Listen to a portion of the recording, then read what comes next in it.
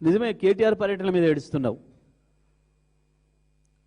ఒకసారి కేటీఆర్ వెనుకబడిని సిఐడిల వీడియో పెట్టుకో, తెలుస్తుంది ప్రజలు ఎట్లా ఆదరిస్తున్నారు.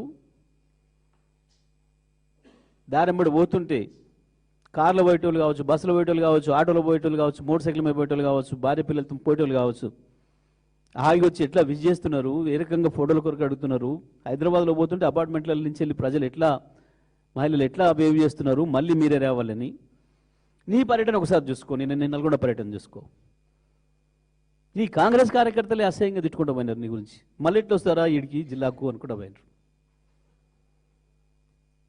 నీ ఎమ్మెల్యేలు భయపడే పరిస్థితికి వచ్చిండ్రు.